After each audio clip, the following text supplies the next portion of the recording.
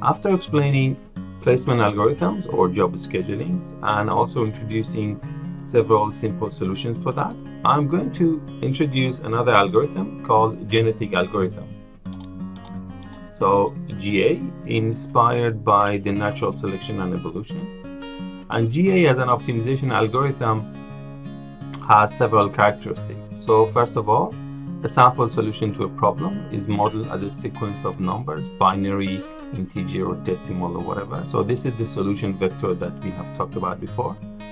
So the sample solution is called chromosome, and each of its components is called a gene. So we have several chromosomes are grouped to make a population, which is a population of all or many possible solutions to a problem. And a fitness value is calculated for each chromosome to represent its quality. So proportional to the fitness value, chromosomes from population N are randomly selected and then combined to generate and produce population N plus 1. So let me explain it to you through a simple example.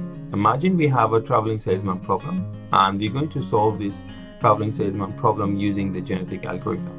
So the first thing we do, like before, we're going to make a solution vector. So here in solution vector, for example, if this is a traveling salesman, and it starts from 1 and it goes to 2 and then goes to 3, goes to 5, 9, 7, 6, 8, and 4, and eventually returns to 1. So this is a solution vector, which is also called chromosome when it comes to genetic algorithm. And as you can see, I can map any solution, or I can basically model any solution. So when it comes to traveling salesman problem, we have some operations that we're going to do on our chromosomes that are grouped together and they made a population.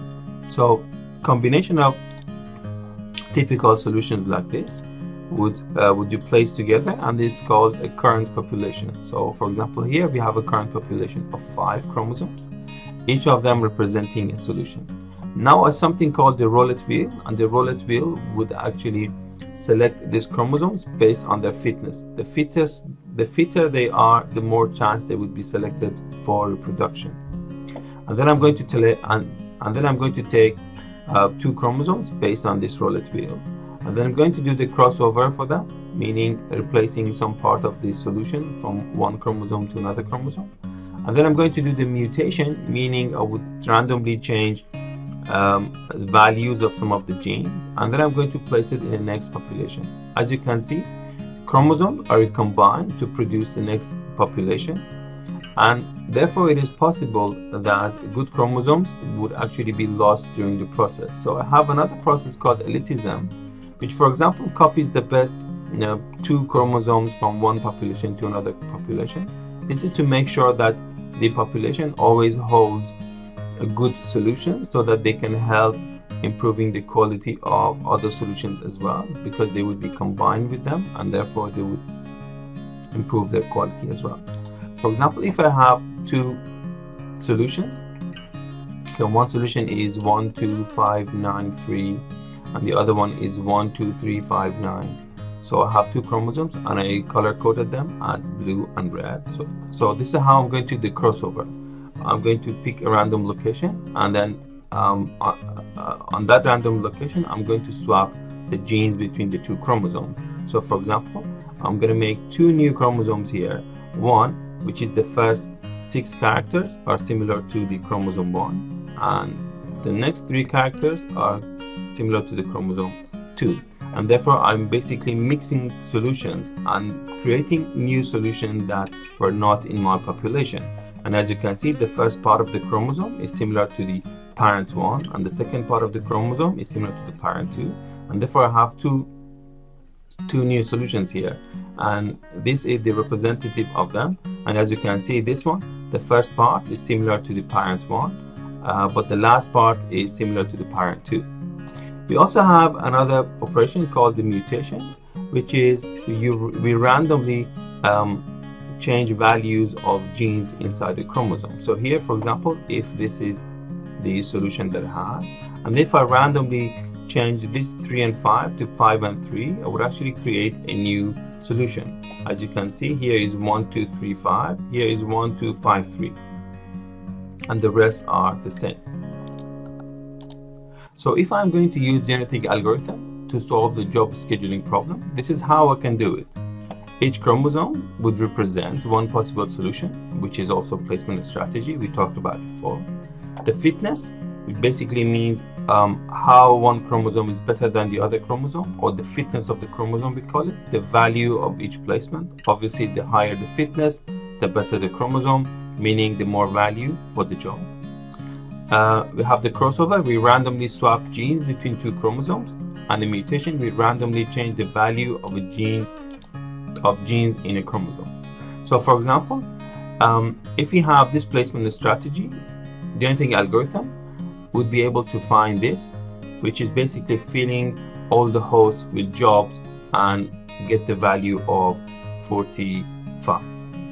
So as you can guess, when we do crossover and mutation on job scheduling, meaning we would swap some part of a solution with another solution, we may end up unfeasible solutions, or we like to call them bad chromosomes. Why? Because crossover and mutation may generate unacceptable solutions. So here is an example. Imagine this is a solution. This is one of the chromosomes, and then we do a mutation, and for example, we change this one to 2, and all of a sudden, job 4 from host 1 should be placed on host 2, and this is what you would get. And as you can see, this is a bad chromosome because it violates a constraint.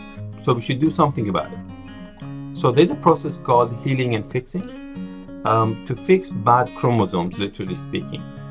So we can do several things here, and when it comes to job scheduling, these are the lists that I have composed for you.